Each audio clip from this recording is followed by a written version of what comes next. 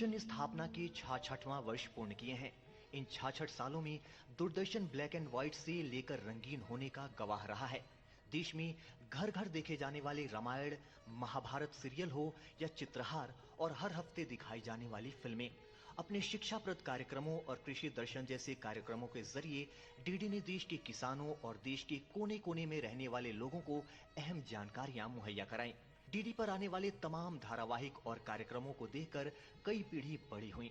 खबरों की दुनिया में भी दूरदर्शन का रेडियो के बाद एक छत्र राज रहा। दूरदर्शन के पुराने दिनों के सफर को बताती किताब Doordarshan diaries the golden era of television का वरिष्ठ नेता गुलाम नबी आजाद सहित कई गणमान्य लोगों ने विमोचन किया। दिल्ली में आयोजित इस विमोचन कार्यक्रम में दूरदर्शन से जुड़ी रही तमाम हस्तियां मौजूद रहीं। इस बुक में तो हम सब पढ़ेंगे कि पहले रेडियो का ही हिस्सा था, उन्हीं के स्टेशन से ये भी चलता रहा।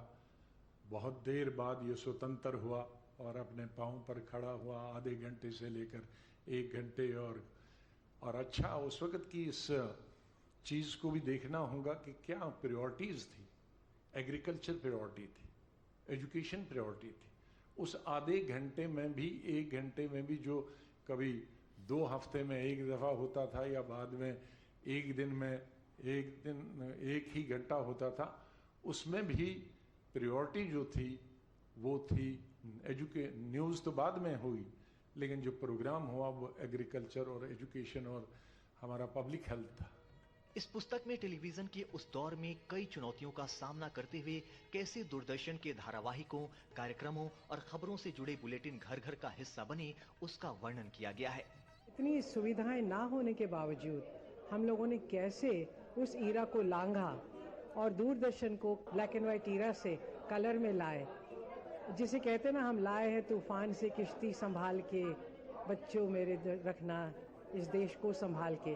मैं तो यही कहूँगी कि आज की पीढ़ी को कि आपके पास दूरदर्शन की डोर है, दूरदर्शन देखते रहिए और इसे और ऊंचाई तक पहुंचाते रहिए।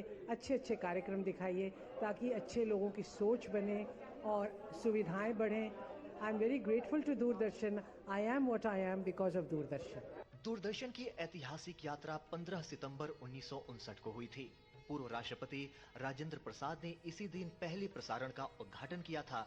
1975 तक दूरदर्शन आकाशवाणी का हिस्सा था। बाद में 1 अप्रैल 1976 को ये सूचना और प्रसारण मंत्रालय के एक अलग विभाग के रूप में सामने आया। आज दूरदर्शन स्टूडियो और ट्रांसमीटरों के विशाल नेटवर्क के साथ भारत की सबसे बड़ी प्रसारण संस्था है।